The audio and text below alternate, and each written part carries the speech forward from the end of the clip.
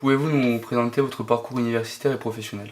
Alors, au niveau universitaire, moi je suis entré ici en 2001-2002, donc c'était à l'époque le Deguin.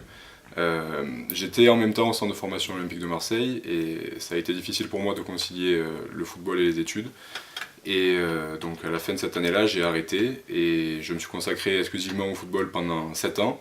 Et je suis revenu ici en 2008-2009 en Master 1, j'ai fait ensuite un Master 2 STAPS l'année suivante. Et j'ai travaillé un an après mon Master 2 à l'Olympique de Marseille, jusqu'à la fin de l'année 2011. Et là, je suis parti sur une thèse au laboratoire Sport MG qui se situe à la faculté des sciences du sport.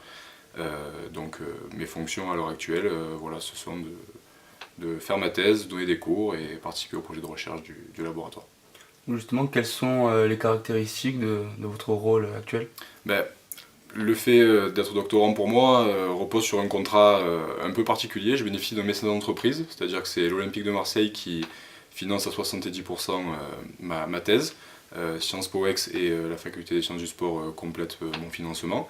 Donc je suis entré en thèse dans le cadre d'un partenariat entre ces trois institutions qui a été signé en fin d'année 2010. Je dois dans le cadre de ma thèse en fait moi répondre à des problématiques de gouvernance liées à l'Olympique de Marseille et je donne des cours sur toutes les thématiques de gestion, de management, de la licence 1 au Master 2. Et au niveau des projets de recherche du laboratoire, on est une petite équipe, donc on est tous amenés à participer aux divers projets de recherche qu'on a tous ensemble, quoi. Qu'est-ce que vous pensez de l'initiative de l'ASPEL d'organiser une conférence sur la thématique de l'insertion professionnelle? Moi je pense vraiment que c'est une bonne initiative. Je l'avais déjà dit en 2011 lors de la première conférence à laquelle j'avais participé, qui était la conférence fondatrice en fait de l'association.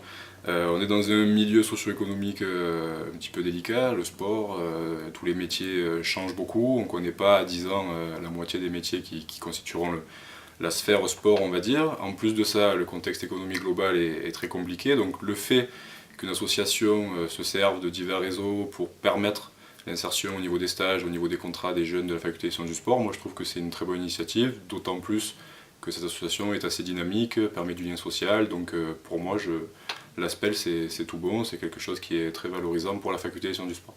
Je vous remercie. Merci beaucoup.